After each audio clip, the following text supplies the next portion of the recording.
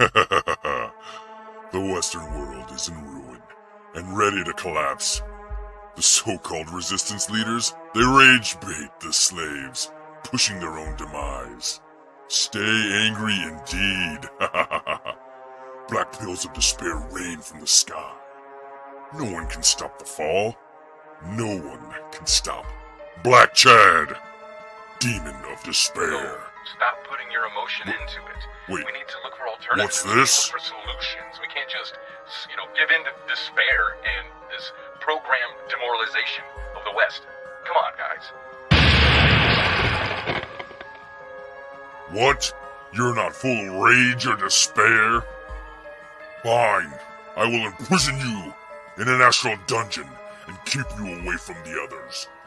No one will hear about your alternatives or your solutions or your silly indie brands. No one cares. The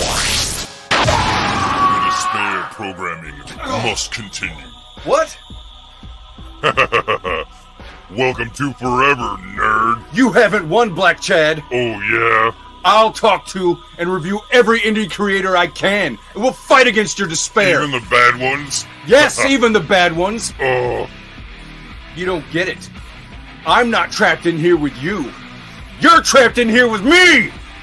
Oh. Now on with the show.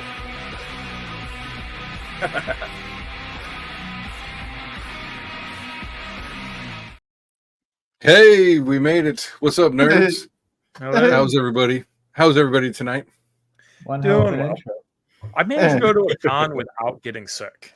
That's impressive. Uh-oh. At least one of us You was. are the I have yet to only... do Yeah. one. I'm still looking at try to do one. There's Gym State Comic Con in Boise, but their applications are paused. So either that means they got too many, or they're I don't know what that means, but because I've never done a con before yet. Is it coming up soon? Maybe that's what it is. I think it might be the one next year. Oh. Well, then I have zero idea. Or no, is it this year or next year? I have no idea. I just know that it's. Well, I think I'm gonna have to look it up again, but for some reason it says that the application process is paused. So I'm on a wait list. Those bastards. All right, Yeah. so basically, I brought you all together for a couple of different reasons.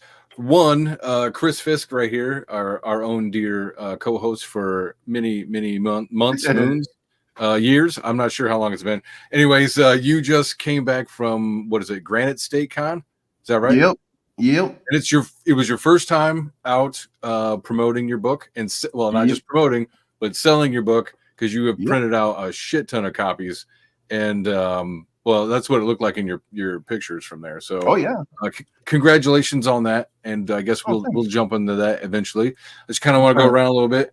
Let's see, return guest down there. There we go. Is Mr. James Craig, the cyberpunk guy. I like it. Yeah.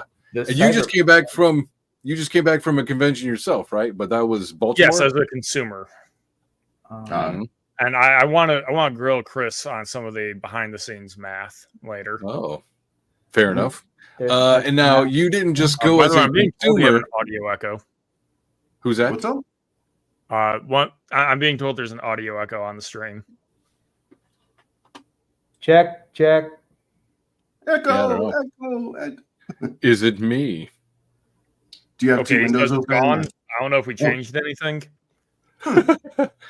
Could be. Very well could be. All right. So anyways, where was I? Yeah, you weren't just a customer. You also were cosplaying. Is that right? Yes. What did you go as? Agent K, Blade Runner. Very cyberpunk. Nice. Actually, the first night I went with on Friday, I went with a very lazy Clark Kent, where I just got a Superman t-shirt and wore it under a button shirt. I got significantly more people commented on Clark Kent than on like the extremely nice coat. They didn't get it. That's too bad. Yeah, recognizability is real. Yep. So, all right. So you went as the who is it? Which character from Blade Runner? Yeah, Ryan Gosling. Oh, okay. Oh, you mean that Blade Runner? Never mind. That's very... Literally me, Blade Runner. Yes. Yeah. I'm trying to get my brother to buy a Ken outfit. So we can go to events as the literally me crew. I'll get one of my friends a quote from Driver, and it'll be great. Oh yeah, from Driver. Good idea. That's a good one. I Fall don't know Guy. I don't know that reference really. With Yeah, the that's literary okay. me. Not everybody's cool, Tim. It's all right. That's all right. I'm trying. Come on. I'm not going to It's all explain all good. this. So my- All right, and then so last but definitely not least is first-time guest Mr. Tim Olson, who has hidden himself, but that's all right. You are here. You are promoting. You have like it's a comic book. There's like how many of them? 4 of them. Is that right? 5, I think. 0, 1, 2. Not 4. Yeah, there will be 5. There will be 5. Don't judge. Yeah. Well, I like your confidence. Let's see. But those are that's you're not crowdfunding those. That's all on Amazon. Is That's that right? on Amazon. Yeah, I'm going through Critical Blast. So he Nice. yeah. Friend of the show. Yeah. So, are you like printing through him, or what's that like? Yeah, he basically I just advertise the link and all that stuff and try to get people to, and then he does the shipping and handling of the product. Yeah, he handles all of my fulfillment. So for my campaigns, I see we've got a few people in the just watching whatever. So how about you guys go ahead and hit the sub button? That would be awesome, and come back because I don't just do these kinds of shows. I also do Friday night shows with Jason Sandberg and Craig Wright of Soultac. And we this Friday we've got Michael Bancroft as a guest. We're going to be talking about it's like a late night kind of show where we talk about 3 different subjects, like kind of random stuff, make some jokes about it. Maybe there will be a quiz in there. I'm not sure. And then all for laughs. And then we'll focus on Michael Bancroft and we'll talk about like what he's been up to. I'm sure we'll get into his last campaign, fulfillment, reception, all that kind of stuff. So if you like Michael Bancroft, if you like having fun, go ahead and hit the sub, and I'll be here Friday. So anyways, okay, so we got that out of the way. I guess the first thing we should do is let's hit into the convention stuff, because some of my audience is not just indie buyers but also indie creators, and some of us out there, including me, have not actually gone to a convention and sold their wares. So, Chris, it was your first time doing that.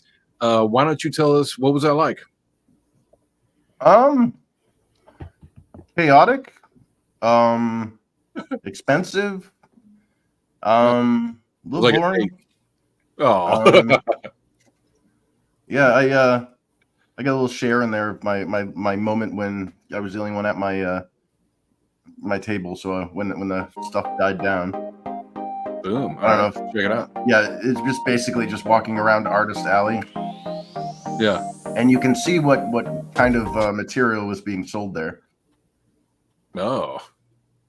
Yours was What is that? livelier than Baltimore. Really? Figured Baltimore would have been huge. I really thought it would be big. Yeah. Play a little bit of that music. There we go. Yeah, it's all royalty free. It doesn't matter. I made it. Yeah, I'm not worried. It's not like I make any money off of this anyways. Yeah, like this is just Artist Alley, and so the Double Midnight guys were actually really cool. They were the comic shop owners who kind of organized this, and they were super helpful. So shout out to them; those were great guys. Nice. My only thing about the venue itself was it was spread across 2 buildings across the street from one another, Oh no. and That I was felt like, screwed up. yeah, I felt like we were in the backwash, like the arena or whatever. Like you can see my booth there, and like. Nice looking I booth. pimped. Thanks. Yeah, I pimped the shit out of it, and then you got like this booth. Like this is what was selling. Like this Chepoli. This chick was cleaning house, dude. Like, I mean, look at that. That's impressive too, though. but it's all like here's the thing is in the rules it says you can't sell third-party stuff. You can't. Oh, really? Sell, yeah, and all of that stuff is like, oh, that's Fire Emblem, or oh, that's Xenoblade Chronicles, or that's, you know what I mean? Like I was talking with Vinny about that. He's like, dude, I'm trying to sell an art book on Kickstarter, and like, are they gonna like kick my book off because I have like Batman and stuff in there? Like, Oh, and apparently it's all words. Like they don't actually enforce it. I don't think that rule means what you think it means, because I believe they are simply classifying if you made it, it's first party. It doesn't matter if it's fan art of a different IP. Well, they said explicitly that, because I had to ask for clarification about that, because I was like, well, what if I buy something and then say I buy some Batman books or whatever and I don't like them, can I sell them at the convention? And they're like, no. Like, what if I draw like a picture of Batman? That's different from an artist making. Well, then I clarified and said, well, what if I draw a picture of Batman? They're like, that falls under the same stipulation. Oh, shit. Because I had to clarify, because I was like, dude, I'm spending a lot of money on this. Like, you know, and that's what sucks. Like, I think I saw a post earlier this week from Rini talking about how it's dejecting trying to pitch a new IP in today's market, because nobody wants new IPs. Yeah. They want, just give me the same old shit over and over. And I noticed that at the booth, like it was really difficult. Like I mean, I pitched this thing you know, I was selling it, and I found that the older people liked it, like the people that were in their 50s or higher or older. The younger people, no idea what I was saying. Like, I would mention, like, hey, have you ever seen the Record of Lodoss Saga? No, I don't know what that is. Generation, yeah. Is that with Iron Man? No, Iron Man's not in that. Sorry. But it was like if you notice when you look over at that Chepoli art stuff, it's all the cutesy, feminized, like modern anime. There's no Ninja Scroll. There's no Cowboy Bebop. Nobody cares about that shit anymore. Ninja Scroll. It's all Ninja Scroll. Well, they want one around. Yeah. Well, that's apparently that doesn't sell anymore. Like that, or at least in this region, people want like guys that look like girls and elf ears. And guys that look like girls. Like look at the art. They are being programmed for that, so you can't blame them too bad. But I get what you're saying. I want to say this, that no matter what, having a VR thing on your head and you'll never look cool. Yeah, you just like look like the biggest I think I'm obligated to contest that as sitting here selling cyberpunk books. Yeah. Yeah. You're talking about this bitch, I mean, this lady, this fine. Well, nice what lady. was really, really sad was because her thing was so tall, people were backing up to take in everything at a view, and they all had their backs to my kiosk. Oh shit! There were several times I'm like, "Excuse me, can you guys move?" I can't see past you. I'm trying to look at it too. No, you just wad up some paper and throw it at them, and you're like, "I don't know what happened." Normally, people are trying to look at all of our merch. Elbows get up to the table so they can see everything. Yeah. Oh, yeah. But when it's super high, they back up to otherwise, because dude, that's the other thing. If you notice in this video, I'm 6 feet. Okay, I'm holding the camera at my like chest level or at my eye level. Look at how tiny these people are. Yeah. Like I was walking by. I get it. I am a height supremacist. Are you saying to breed them short up in the Northeast? But at the same time, these are also a lot of girls. So all women are short to me. well, that's 6-inch average advantage.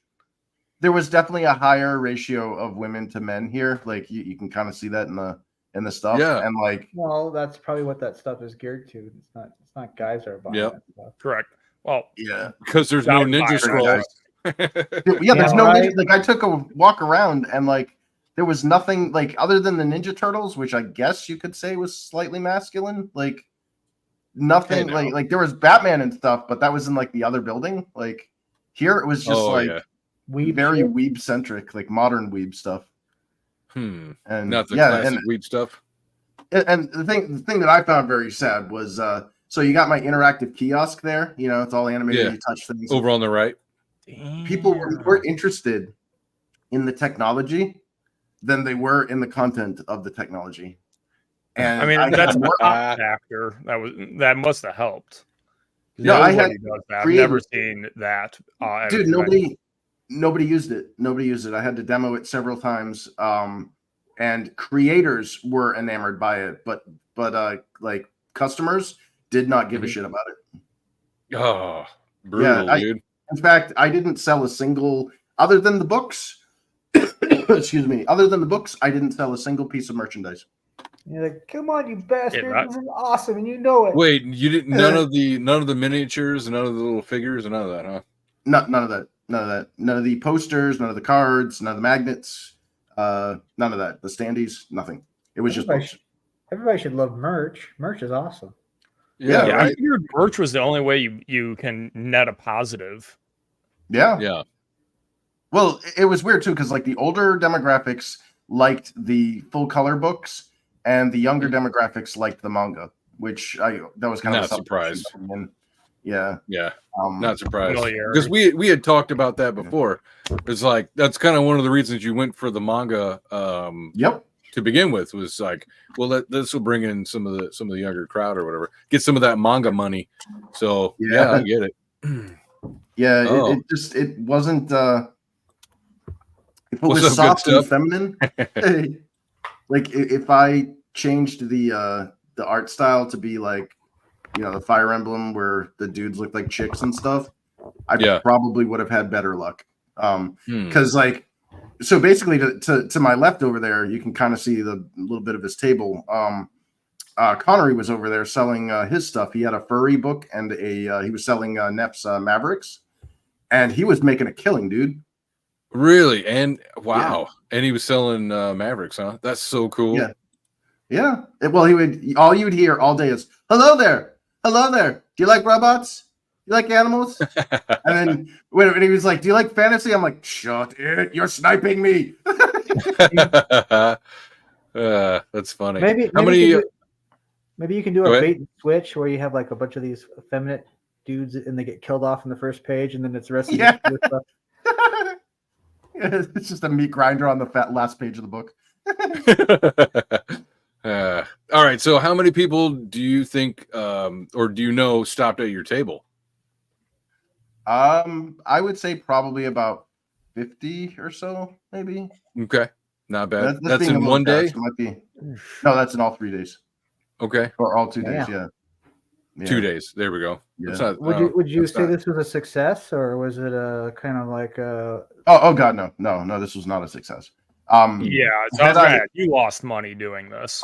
Well, here's the thing: is if I didn't have to rent a vehicle, and because like basically I was kind of relying on somebody to help me out, and they kind of backed out, so I had to rent a vehicle to carry all this stuff, and I set it up all by myself. That's what lost me the money. If I didn't rent the vehicle, I would have actually made a profit at this thing. Okay, so you live in the area then? I live about you live close enough that you didn't need a hotel room. Exactly. Yeah.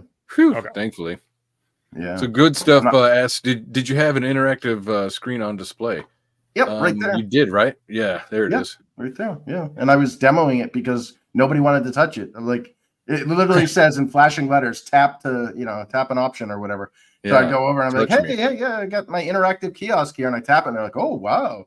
And then they were more enamored by the technology than they were by the content of the technology. God damn it. Yeah. Like, how much does one of these go for? Did you have to pay for the table? Yes. All right, so not much then if you made it back. Well, the table was 260, I think. Oh wow. So, brutal. And 50, you only had 50 people stop at your table? Yeah. You got good profit margins, my dude. Actually, I don't. I have a pretty narrow profit margin, but 50 times it's what they bought. Wait a minute. You guys have profit margins? Yeah. I heard that term once. $1.20 when I sell a paperback, man. Yeah. Ah, nice. Sounds like it was a rough gig. Yeah, it was. I mean, don't get me wrong. There were some really cool people there. I'm really glad I got to meet some people. In fact, I might even have a comic book, a comic shop deal. There was a guy that bought. There we go. Big spender. Positive out of that. Okay, so anybody who's in the audience who is a return visitor or a regular or whatever, we all know Chris has a little bit of a Charlie Brown on him. So he led with his Charlie Brown foot. But there is a bright side of this, because you made some contacts, right? And you got some new buyers, which is more important. How many of those 50 would you say that you sold to actually made a sale? You don't have to get too specific. I would say the conversion rate was probably close to about 90%. Oh, that's great. That's real good. Yeah, I assume the indie conversion rate would be like below half. Do you think? No, what the challenge is to get people to engage with you, and when you got somebody to your left, like instant, like you stand up or whatever, and you're like, hey, and then all of a sudden you like animals, and the guy like gets drawn over to there, and you're like, oh, son of a bitch, lost that one. As soon as, you bastard. Yeah, as soon as I could gauge with somebody, it's like I'll give you a pitch of the book or whatever. Give them the pitch of the book, and I did struggle a couple of times because, like I said, there is that generational issue where even the older people do. There were people with like white hair and stuff who didn't know like what Logan's Run was. What? Yeah, I was like, that's okay. Okay, we'll go another route. Do you think if Never you went mind. back like next year, would you think you'll have a different experience or? Oh, I'm not going back next year. You don't think so? Oh, I might go back as a customer, just walk with some books in my bag or something, but I am not buying a table and sitting there because, dude, I had to set that up by myself. I thought I was going to die doing that. Okay, so you're going to go to other cons, or are you just not doing that again? I've gone to other cons before. When I was working in the gaming industry, I went to the San Diego Comic-Con a couple of times. Are you going to go to cons as a vendor? Probably not. To be honest, I don't see the value in it. Unless you have an installed market, going as a vendor to a convention is not going to be as profitable.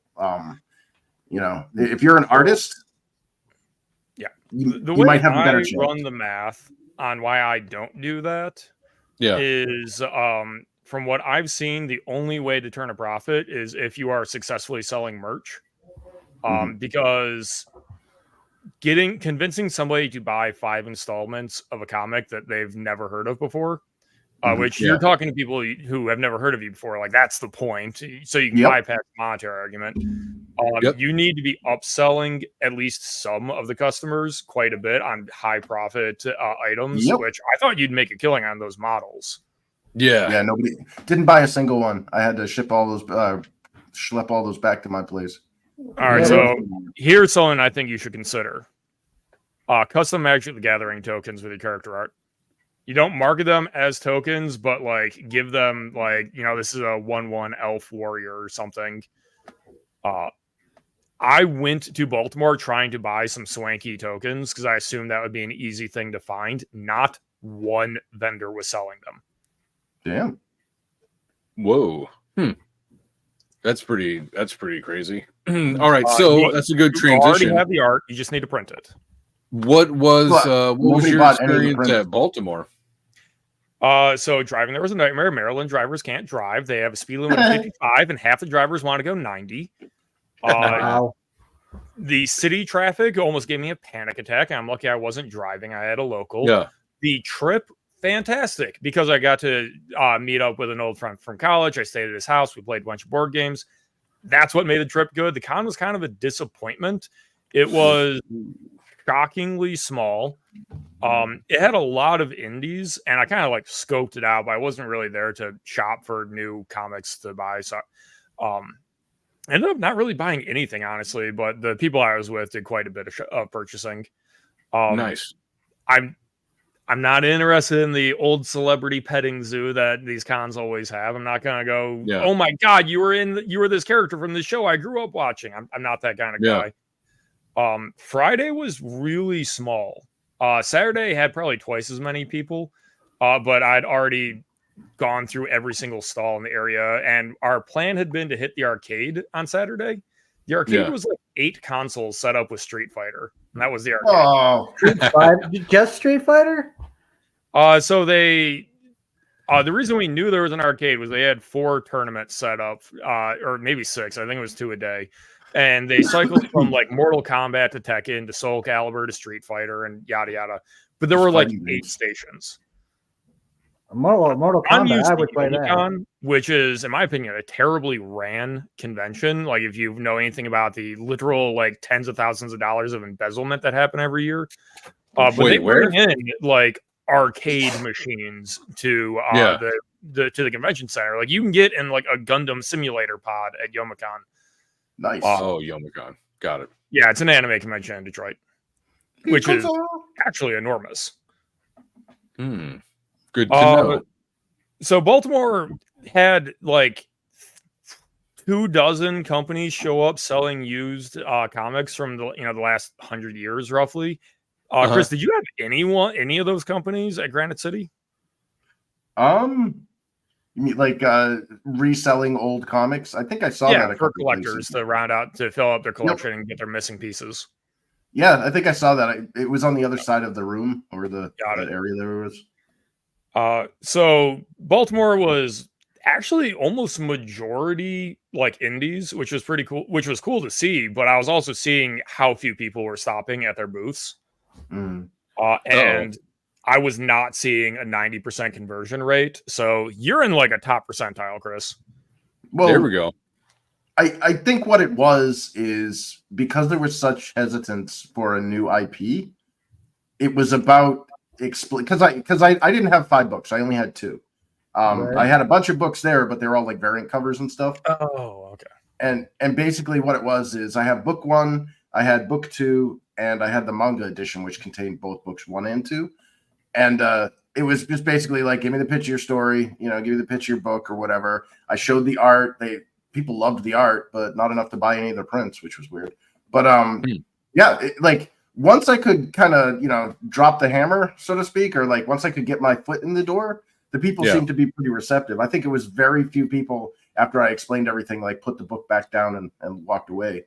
But it was just a challenge to get people to stop. And a lot of that might have been because of Connery's masterful barking, but it might have also been just, it was a new IP and they're like, oh, what the hell is this? Like, yeah. So, I'm going to brush up against internet drama because there was a guy named John Malin at Baltimore Comic-Con who is a name. Gun to my head, I could not tell you anything about him. The only reason I know that he's a name in Indy is A, he had a line. He was one of 2 stalls in the entire convention to have a line to buy stuff from. And B, apparently he was selling Kickstarter exclusives, allegedly. I don't know if they were just for display purposes or if he was actually selling them. I tried to check. I couldn't find anything that looked like a Kickstarter exclusive. But it seems that that's like an established name showed up to the con and had his audience show the hell up. So good for him, I guess. Yeah, nice. Way to go. Just really gonna make this a drama stream, aren't you? No, I'm just kidding. I can't. I don't know anything about him. But somebody's going to tune in and go, he went to Baltimore? Did he see this? Like, that son of a bitch. He said the word John Malin. Get him. Speaking of which, we've got a bunch of people watching. So if it's your first time here, hit the like and sub. We've got a lot of good entertainment around here. So that's just my observation. Don't be stingy. What's up, Tim? I was just saying that people talk about like new IPs, and it's like, well, yeah, it takes a while. Probably takes a long while for new IPs to kind of catch on. I mean, you're talking about old IPs that have been around since like before we were born. Of course, they're gonna do, right? Yeah, well, but it's before like, you were born. No, no, it's pitching in a hostile market. I mean, that's marketing 101. Yeah. You're pitching in a market that doesn't want your product, right? And unfortunately, you can't be established if you don't make sales. You know what I mean? Like, it's one of those catch-22s. It's like, if nobody buys your books, you're never going to be established enough to be a familiar brand. They're like, hey, it's the same guy that's been trying to sell the same books for the last 10 years and nobody bought them. Yeah. So I mentioned earlier that maybe the profit doesn't matter because in a sense, it's marketing. What you are doing is suffering through a weekend. I do not think those vendors are enjoying themselves. In order to get a few dozen more consumers that might leave a review, that might tell their friends, and you are putting in money and effort to try and snowball. Which, you know what, if you really believe in what you've produced, that's probably what you should do as a creator. Yeah, law of averages. Yeah. I'm looking forward to going to conventions. You say a half dozen people or something like that. That sounds great to me because, like, have you ever tried selling a crowdfunder comic book and not have a name to anybody? Yeah, a dozen sounds like a dream. In just one day, and I got to just sit there and like talk to people. You fucking got it, dude. Yeah. No, So I hear what you're saying. let me name some things to consider. If you are trying to go to your first convention, you need to pony up the cash for graphic design to get that tablecloth, to get the banner behind you, get the racks to hold your material. You need to buy the material that you're trying to sell. You need to spend time actually practicing your pitch. You need to invest in side merch so you can upsell people. So that you can pay to have a booth, so you can pay gas to get to there and pay for a hotel room, and not to mention you need to buy things like card readers. You might need to like get a that's a good idea. license. Yep, I did it all. Yes, the first con is going to be actually incredibly expensive because you have to do all this upfront cost, and you are going to walk out of that first con with less than 50 sales. If I didn't have to rent that vehicle to carry my shit, I would have made a profit. Like I actually. Are you including the interactive display? Yeah, that was free. That was a dying mall, which was my benefit. When a mall. Okay. Well, you can be very clever, I guess. Here we go. Alex VRB says, I don't mean to brag about my skills as a salesman, but I can sell catnip by the truckload, as I'm willing to accept dead rodents and birds as payment. Take my money. Sure, take that. Yeah, It's like my brother used to be able to sell a popsicle, ketchup popsicle to a woman in a white dress. So I've seen good salesmen. I'm just saying that I'll have to work on it. I think. No, I think if I ever do this crap again, I'll probably invest in a booth babe or something. There you go. There you go. No, honestly, like I've worked these things before on the video game side, and a big fat half Jew Korean guy who's on his last legs, who's smiling and everything and doing all that stuff, is not going to be as approachable as a hottie in a freaking elf costume. Well, that's what I'm saying. The old saying, sex sells. I'm sorry, I only heard you when you said hottie in an elf costume. Can you repeat that? Yeah, it's well, like, I don't hear anything. Just give her my money. Well, and I'm also old, so it's like I'm seeing a bunch of kids, and it was weird because I've noticed that engagement with the older people was a lot easier. It was super easy. This one dude dressed up as the All Father Christmas. It was a cross between Odin and Santa Claus, and I called him over the table. I'm like, dude, this is awesome, and he looked at my stuff, and I was like, yeah, dude, it's a fantasy series. Have you ever seen Record of Loadout Saga from the anime side, or do you remember Logan's Run back in the 70s? And he's like, yeah, I think I was like, yeah, dude, this is basically an epic story. You're getting in at the ground floor, and he's like, oh, okay, I'll grab a couple. And then he ended up grabbing the second book too. I was like, oh, sweet. Alex says, send pics of the booth, babe. To clarify, that's true. He needs to check it out before No, honestly, I think a lot of I would say 90% of your sale is marketing, and you could be the greatest speaker in the world, but let's face it, people are shallow. You have to get past that barrier. Did you try dyeing your hair blue? Maybe you have to have hair. You have to have hair to do that. just get an anime wig, man. Except even if it's beautiful. Could you use references that kids would get? It's totally like that cartoon I've never heard of that you like.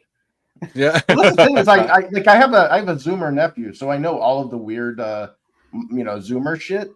But that's just why. Well, it's not it's sad. I was talking to freaking Vaughn and Eric Hudson there. It was just on Twitter. And it was where are the Ninja Scrolls or the Cowboy Bebops or that stuff just doesn't exist anymore. It's all Fruits Basket, the North Star. Yeah, exactly. Hokuto no Ken. We don't see any of this macho shit anymore. It's all guys that look like girls and everybody's got elf ears and there's it looks like all the pastel colors and shit. And I'm like, where's the cool anime? You have elf ears. I hear what you're saying. But it's not. It's all hard edged. It's not soft and pastel. Right. Everybody's got round faces. Yeah, I'm with you. Yeah, they all have the same face with like eye color differences. Like, Oh, you like Okay, Demon what- Slayer? what- They totally like They that. really don't. I don't know, dude. Did you see that shit on the artist thing? Like, you could cut that I mean, face out and fan put it on- artists optimize. They're all going to go for a cutesier look than the source material. Yeah, I in general, guess. I would agree. Yeah, I Or don't know, just make man. them furries. Crunchyroll. I'd Or say just- like I've seen the modern stuff, and it is very soft and feminine. It's not. We don't get the hard line stuff anymore.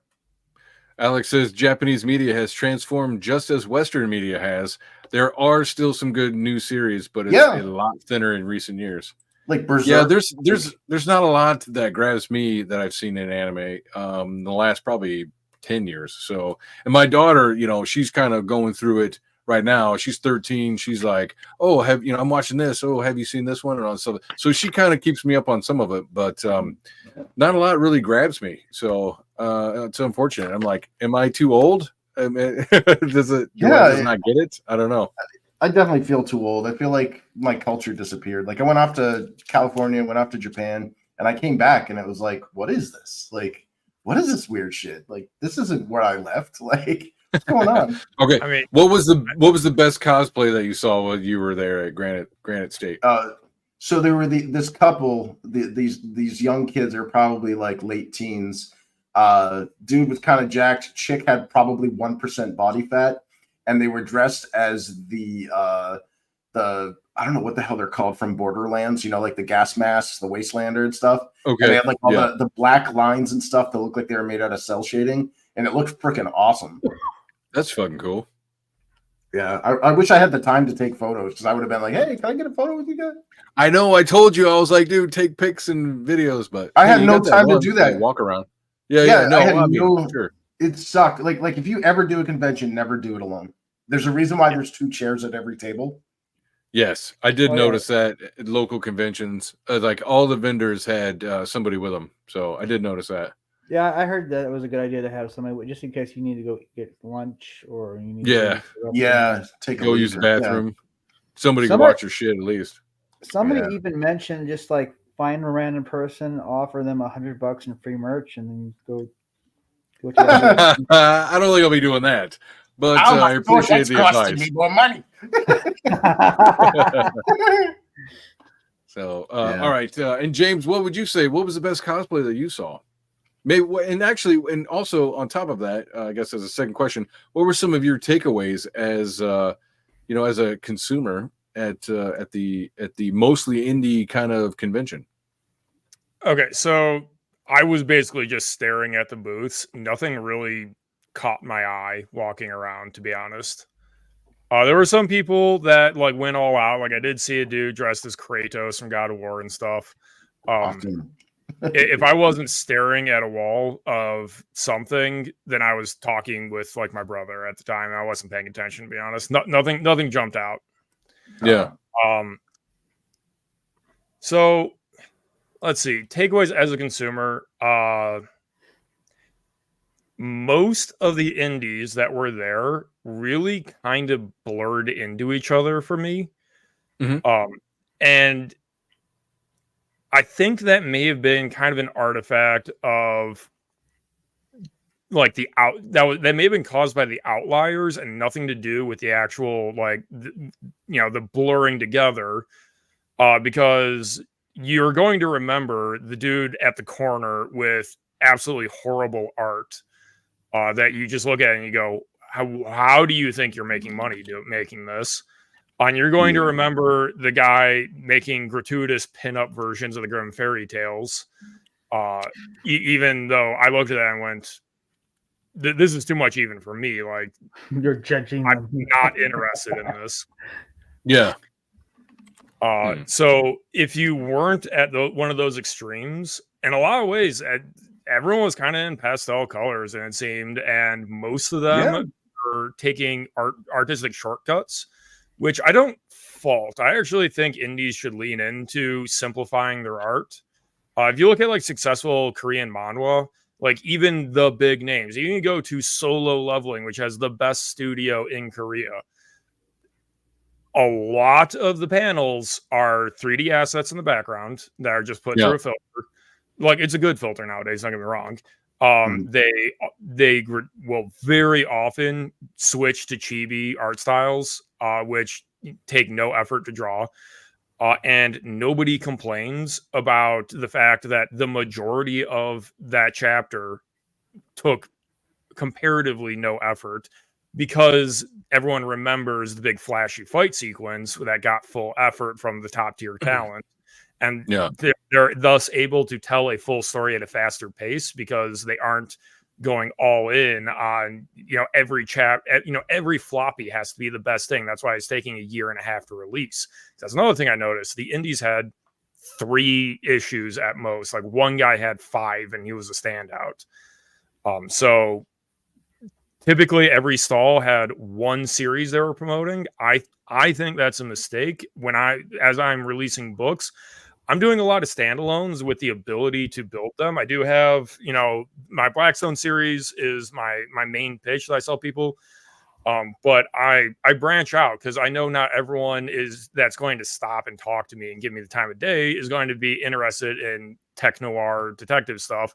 And I might be able to tell them, hey, do you want this funny book about video games? Do you want my take on isekai? How about this closed room murder mystery? Well, first of all, if they're not into tech noir, fuck them anyways. So yeah. I also have epic fantasy, like. But do you think they're geared more towards like funny books or just kind of different books? Girly books. Mm-hmm. I think there was just a spread of that. Everything was pastel. Everything was soft. There were no hard edges. Like the gritty. Like I don't think you could have sold The Watchmen at one of these events. Alex says, James, let's get to the big questions. Was it Chummer, Choom, Shadowrun, or Cyberpunk? I'm not sure what that is. Shadowrun is the fantasy mixed version of Cyberpunk, and I don't like mixing to that extent the fantasy elements of Cyberpunk. But if I thought Cyberpunk, the titular IP of the genre, was good, I wouldn't be writing it. I write Cyberpunk because I think there is a lack in the literary world of it. Yeah. Do not mix peanut butter and chocolate. Is that what you're saying? What? Well, what was that Will Smith movie on Netflix? It was basically Shadowrun. You're talking about Bright, I think. Yeah, I actually never watched it. Bright was good. I didn't think it was like Shadowrun, but that's fine. I don't know. Maybe I haven't played Shadowrun. It was literally like Shadowrun. Did he run around? Fair enough. I remember the video game. So, and I don't know. Maybe it's just been too long. Cyberpunk, I think is the flagship is actually Deus Ex, which is a video game. Oh God, yeah. There we go. It's a genre that started in prose and then flourished outside of prose. And I think that's because skill issues in the market that I'm trying to fix. Fair enough. Yeah. So, what would you do, James? Go to a convention as a seller or as a vendor. What would you do? Maybe that you saw other people weren't doing. Well, I would have Magic the Gathering tokens of my characters.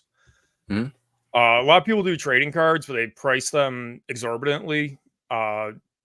So you bring it down to like $250 a card or so, because what you need is tie-ins where if someone like those miniatures, I think that Chris have, I think are a good idea because you maybe with a slightly wider variety. What you can get are people like me that buy miniatures to paint them. That would be interested in that. And then because they were there looking for something else, they get introduced to the IP as long as all the merch is being sold like with how to find more info directly attached to it. Yeah. I have released books such that I am hitting a variety of genres, even if I do have a main focus. So yeah, I'd set up banners that are like Bastion, the mega city taking, world famous, whatever. And then the table will be lined up with, here's the funny book, here's the cozy, the comfy slice of life book. Here is my take on horror. This is Casting a my wide mainstay, net. but I also offer these. Casting Yeah. a wide net, in other words. Yeah, diversifying your portfolio. Yeah, so I view it as if I can sell a person one book, I can sell them more books. Hmm. As long as you don't That's start just probably like true. screaming at people and throwing your merchandise at them, like, buy it, buy it. Well, forget it then. Yeah, I'm out. So Yeah, as a yeah. consumer, People there, I was holy so crap. annoyed by the hard sales tactics of like people Yeah. bringing like microphones so they can blast the noise about, come take a free spin. Winners drawn at 5. Don't you want a bobblehead? Hey, Yeah. you with the hat, come here. I'm just seconds away from losing my house. Buy my book. I've got a mortgage to pay. Come on. All right. So Oh. speaking of mortgages to pay, let's go ahead and switch gears. Everybody who is watching, I can see you all. Let's see. There it is. You know where it's you over live. there. Yeah. Go ahead and hit the like and also sub if you haven't subbed. We do this every now and again. Actually, I've got a regular Friday show. It's with me and Jason Sandberg of Jupiter and Craig Wright of Soul Tech. We do kind of like a late night kind of show where we have 3 random topics, 3 articles where we make jokes and at least we think we make jokes. And we have a guest on as well. And towards the end of the show, we let them kind of talk about what they're up to and let them sell their wares because that's important in indie. You guys, we're out here. We're creating, we are creating that culture that you guys are wishing that we had. So go buy an indie, go pick it up now. You're going to make somebody's day. And also you're going to find something probably brand new that you're going to love. So go. It's, what is it? $20, $10, something like that. It could change your life and make somebody's life a lot easier. Anyways. All right. So Tim Olson, let's hear about your project. If you could maybe share a link or something like that, and Yes, or I can. just I will. share. Yeah. Hold on. Go ahead. Let me get on. I put you on the spot. You're like, you bastard! You gave me no time. Dang it! Let me chat while I'm looking for those links. Yeah, it's the present button. Yeah, indeed. Present.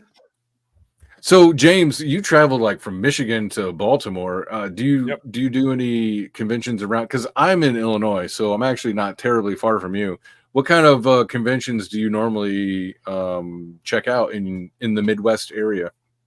So I'm in Michigan. I wasn't prepared. I hit YomaCon, even though it's really gone downhill. This year I went to Motor City Comic Con, which is my point of reference for when I say things like Baltimore was shockingly small. Yeah. Motor City Comic Con is in like the middle of nowhere, essentially. And it had probably 3 to 5 times more people pool in from everywhere.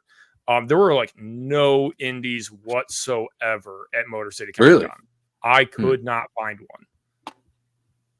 Because I think I'm making an annual trip in Gen Con. I think Phoenix Press was there. But yeah, otherwise I don't know anything about Motor City. I was thinking about going. I'm thinking about going there next year, at least to visit and check it out. So, let me know if you do. Oh yeah, right. You'll be in. You're in the area. Yeah. All right. 1 second. Let me pull this up. Present arms. See, window. Hey, Ron. Chrome tab. That's what I want. Open number 2. You want to go to Warbalake? Yeah. It is not letting me share it. 1 second. You better watch yourself. Essay. Oh, yeah, that's something else. Yeah. It's churlish. There we go. Is that showing? Okay, Melvin. What is Melvin? It's a sci-fi fantasy action hero. The first 4 books are going to be about him hired to save a princess from a dangerous cult. It's like John Carter of Mars, Rambo, early 90s Image, kind of all rolled into one. Wait, what is she holding? Oh, I'm sorry, that's a knife. Freaking knife. So she could moving on. That's just good. It's suggestive positioning. That's all I'm going to say. I didn't, the things that you don't think about until someone points them out. Like, oh yeah, look at that. So are you the writer? You the artist? I am the creator, the artist and writer. Okay, right on. I wish I was as good as some of these guys. I'm jealous in a good way about artists. I was like, damn, you guys are awesome. Yeah. Is this only available on Amazon? Walmart, Barnes and Noble, probably Target. It's very cool. And this is number 2. How many do you have out? 0 through 3. Okay, 0. That's right. I'm bringing it back. Bring it back to 0. Bring it back to 0 issue because damn it, no one else is doing that. All right, so it's kind of like a John Carter. Can you? I can see. Melvin is a mercenary hired to save a princess from a dangerous cult. Yeah. I mean, that sounds pretty familiar. I think I've been in that situation myself. Just kidding. So, how many of these have you've already made? The 0 to 3. How many of these do you have it plotted out to? Do you have like an exact number? To issue 11. Oh shit! Okay, so you've got it all plotted out and everything for it. Roughly. Yeah. Yeah, I mean, like to me, like it's not really done until you actually make the book. So I kind of have a general idea of what I'm doing. Let's see. 1 second. You showed me another one. Let me see. Let me try bringing this one up.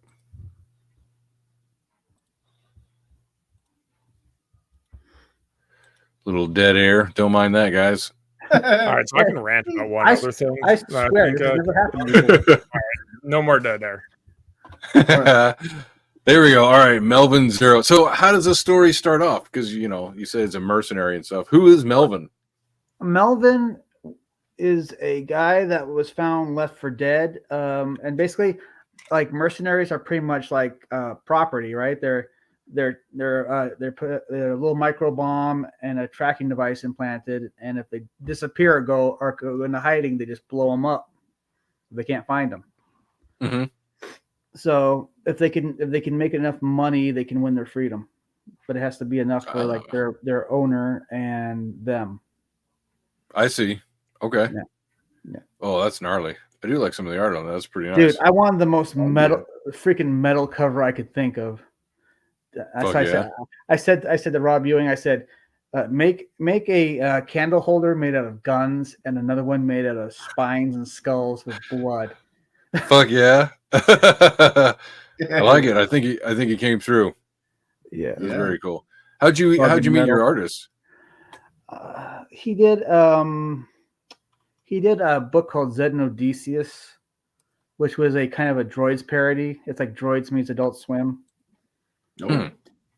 I don't think I've heard of that one. Facebook. That sounds funny. Trouble again. Yeah. Honestly, I was watching that cartoon. I was like, dude, if they just up the maturity level of the jokes, this would be like an Adult Swim cartoon. Yes. So I thought of like two neighbors that hated each other, and they get their brains abducted by aliens and put in the robot bodies. And it turns out these great aliens do things not because they have a reason for it. They're just bored. Yeah, it's kind of like me as a teenager. It's like, well, why did you do that? That's a John Dillard cover right there. Nice. Yeah. I think he did a few covers when I was doing crowdfunding. Okay. All right. So all this is already kind of hit the crowd, huh? Yeah. Are you going to do a crowdfunding for the next one? No, where it's going to make its debut through a Critical Blast. Melvin 4 is going to be like 44 pages. Oh, nice. Oh shit. Okay. Yeah, a double issue, if you will. I was originally going to do a 5-issue, story arc, but I think there was a miscommunication when they were between me and the letterer, and they put to be concluded on issue 3. I'm like, oh yeah, okay, well I'm gonna roll. Yeah, not. I'm just gonna roll with this one and do a double, issue. That's great. Oh, look at that. It's very that's very Captain America. I think he needs a bigger shield if he's gonna be that huge. That's more of a buckler, That's his cod piece. Yeah, caught him when he, I learned a lot when I was doing my first book. There was there were so many mistakes. Like the first campaign, I made a lot of mistakes. I had to refund everybody, and then I don't know, my only thought was like it was pretty much I was learning how as I went. Yeah, sure. I know And exactly what you're talking about. yeah, and there's just I just wanted to be able to prove that I can actually finish making the book. I mean, like first campaign was like only 33%. I made the book and sent it out anyway. Oh shit. Okay. Yeah, I just wanted to make build an audience. I mean, I can worry about the money later.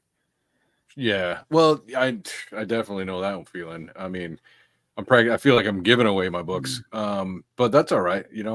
It's like kind of what we were talking about earlier. It's like an investment, upfront investment for hopefully the back end. It will pay over time. Yeah.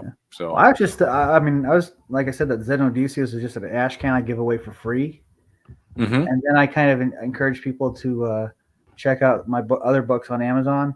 So that was just an idea I came up with. Yeah, is it working? Sometimes.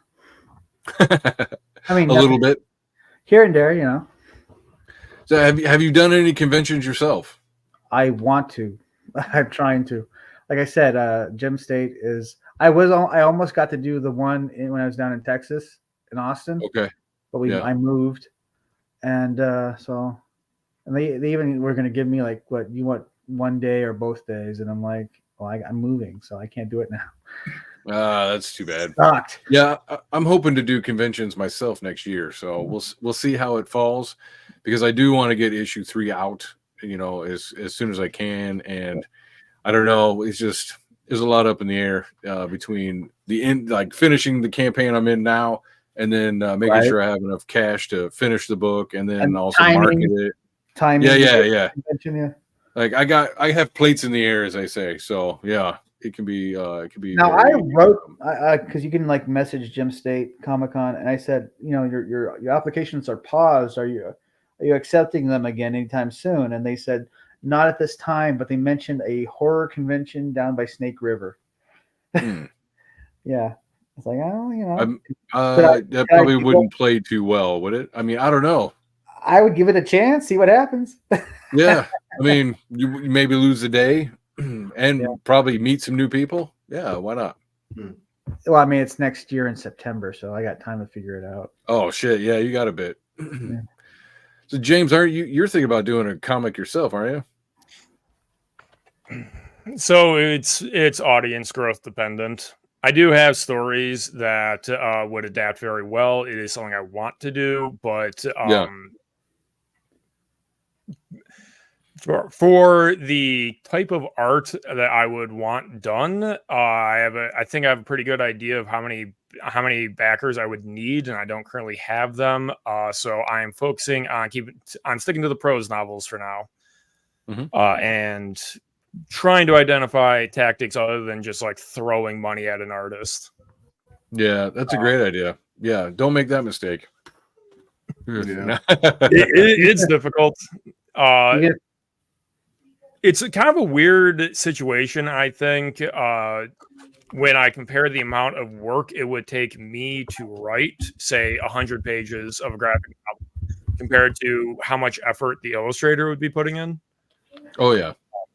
So, like, negotiating a profit split or something with them would be weird. I don't know. It's on the agenda right now. My focus is on book 3 of the Bastion Blackstone series is going to be coming out end of this year. I'm queuing it up for a December release, which I should give you the link to Gamma Coin. I'll put that in the private chat. Yeah, actually, let me go ahead and try sharing some of these. Chris, if you could help, that'd be great. Sure. What do you need? I don't know. Just share some of these. Maybe somebody will check it out. We've got a few people watching. I bet you some of you are brand new to the channel, so hit the like and hit the sub as well. So show us some love, damn it. I'm very close to 400, and 400 is even closer to 500. So that's kind of what I'm shooting for. Anyways, and then we've got James here. Let me pull this one up, or actually, new window. And Chris, so you weren't very happy with this convention. Do you see yourself going into anything else, even if you don't go back to that one? Like I said, I might attend a convention as a a customer or whatever and bring a backpack with some books. Yeah. But I will not go set up a table like that again. It was a waste of money. Can I buy all of your racks? Because again, that's an investment, right? Like that's something that you spent some time and money on. So it's got to be hard to just throw that up there. Yeah, well, there's so much stuff that I bought and built that just went to waste. But it's what I found was unless you have it's the same thing with indie comics. Unless you have an installed base, you're not going to make it. You're going to be fighting an uphill battle. If you're not an ex Marvel or you're not an ex DC and you don't have a YouTube channel to bring your crowd over, you are pitching in a hostile market. And if you have an original IP, nobody cares. It is very hard. Very hard. Unless you have tits. Yeah. If you're a hot chick, that's like God mode. But damn it. I know. We're like, shit. But start taking them to Skittles. Yeah. Oh, really? Sorry, can you go back to that link real fast? Sure. I was talking about my Cyberpunk, which is the general pitch for my Cyberpunk series is it is a series things are building, but every novel is a contained story. It's a different crime, different antagonist, and it does come to a resolution in that book. They all build the setting, they develop the characters, there are some through lines going between the books, but you can jump in at any book and get a full satisfying story from it. This one is my take on what would a manhunt look like in a surveillance state. How could you evade detection? What does it mean? If someone is trying to escape a walled city that you normally can't leave, what are the options available to them, and how would the police respond to that?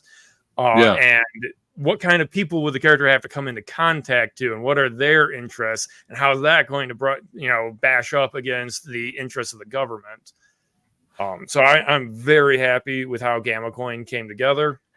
This is actually on my to buy list, so I just have not gotten to it yet. So I do intend to. I do like it. I like the premise and everything. It's very cool. Book 3, Takedown Request, coming later this year, is my take on a serial killer. I wanted to I wanted to kind of blend between murder mystery and action, because from the killer's perspective, it's basically just it's almost John Wick in a sense, because he's getting revenge for some things that happen. I don't want to spoil too much. But the detective is trying to catch up and figure out what's going on, because all he knows is, hey, these 3 people that work for this company just got brutally murdered in places that they probably shouldn't have been in. Why were they doing this way? What are the policies going on at this company that caused this? They kind of use that to narrow down on who this is, because for some reason, all of our camera systems are not finding this guy showing up to these places to kill people. And that will be coming out later this year. Now, that's it. These books cost money. If you want to go to the other link. Sure. Let's roll that beautiful bean footage. 1 second. I think it is. This other one's on Royal Road. Is that right? Yes, because this one is free. There we go. You shouldn't say that. Shh. Yeah. I charge for editing. That is a disclaimer. Undying Emperor, I just write for my own enjoyment, and you'll if you read it, you'll notice I will indulge various things in a lot of ways, because this is written for fun for me essentially. But this is arguably my most ambitious project, because it is the from nothing to Emperor of the World story of one man. Without cheating to do it or anything. One guy works his way into the nobility, works his way up the ranks, and then conquers the world. Oh, I know how he does it. He kills everybody. He kills a lot of people. This is true. Chaos is a ladder. Yeah. But it is a military fantasy, or fantasy military. Instead of military sci-fi, it's military fantasy, because the on-the-ground logistics and the tactics and how to bring his army up to the other army does matter. But there's also a lot of interpersonal politics in management, because he stole somebody's identity to get into the nobility, basically, because he was a nobody, and he found a noble that he could pass as. killed the guy and took his identity, and has been living the lie since. So is this slightly based on like maybe a little bit of Roman history in it? there is some Roman. He is mostly based actually on Napoleon. So as that plays I out, remember us talking about that. Yeah. Yeah. So right now, the plot is essentially the prelude to the French Revolution. And I'm actually writing essentially it's basically a serial killer plot line in the middle of this, because the way that other things need to develop, there's basically a 5-year lull where the country can't afford to go into another war yet. Yeah, that sounds familiar. That's so very that cool. was free to read. Yeah, go check it out. That sounds pretty cool. That is in the chat. yeah. So go ahead, copy paste that. And unfortunately, I did not have time to put it in the description. I was running late today. So, but everyone can find me by Googling my name. Yeah, there you go. Yeah, it's not that tough. So, as well as Melvin over here, you can find Melvin on Amazon. So you there's want a couple of you know you want it.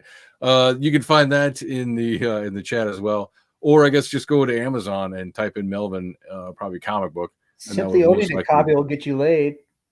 I can't guarantee that, but it'll happen. It's the Axe spray of comic books, Exactly. And also a big congratulations to Mr. Chris Fisk for his first time at convention. And so, all right, so you finally got all of your different versions together, right? And you've printed some out and all that stuff. So I can buy your manga version. Is that correct? No. So I posted the sign up for the mailing list for Book 2's upcoming campaign. I want to see if there's enough interest in it before I bother with the campaign, because if nobody's interested, I'm not going to go through all the gamut of setting this thing up, setting up a distribution system and all this crap if nobody wants to buy it. So I've got the mailing list, and it's got some nice little enticing perks. So if you sign up for it, the more signups you get or it gets, the more special perks I'll unlock. Currently, it's a 5x7 holofoil card that will be mailed, or I should say the link will be mailed when the campaign launches. So you'll get a link to that specific perk, which is pretty sweet. I'm still I have the alternate art edition of Book 2 completely printed and done. In fact, that was a pretty decent seller at the convention. There you go. It's not a loss. Yeah, 115 pages. Perfect. It was 115 pages, full color, and Book 1 obviously, like a lot of people bought the two of them together, so it was like, yeah, that's awesome. And then there's the manga edition, which is like 180 pages, and it's basically books 1 and 2 in black and white, and the whole right to left manga stuff. But those won't be available until I can get, like, obviously the people at the convention kind of got a nice sneak preview of this stuff. They could buy it early, but it's about getting interest in this campaign. And again, if there's no interest, I'm not going to sell a product that nobody wants to buy. So it's about trying to generate interest by joining the mailing list. You get nice enticements for it. So go sign up now, assholes. Everyone who's watching this, go sign up now, because I want to read the manga. I've read most of it. I said I will not finish it until I have it physical in my hands. So help me out. If you don't care about yourself, at least help my ass out, because I want to read the physical. So and then pass it on to my daughter, she likes manga a lot too. So if you sign up now, Chris will send a whore to your house. He said that. I don't know about Chris. Not guaranteed anywhere, but not available in 48 continental states. Not available wherever sex trade is not allowed. All right. Ranch. Is there anything you guys want to say before we get out of here? Thanks for having me. Don't give thanks up, for having me. and it'll happen. Go to the chat. Since I don't have everything all in the description, go to the chat, start clicking on those links and checking that shit out, dude, because that's what we're here for, guys. That's what this is all about. We're here to sell you something new, because was it Star Wars is dead and Doctor Who sucks, and they're shitting on this and that. So, great, go find something new. And here's like 3 dudes right here who have something that they want to share with you. And you know what? They actually do like you and do care and do want you as a customer. So, all right, I guess on that one, good night, everybody. See you next time. Enough talk.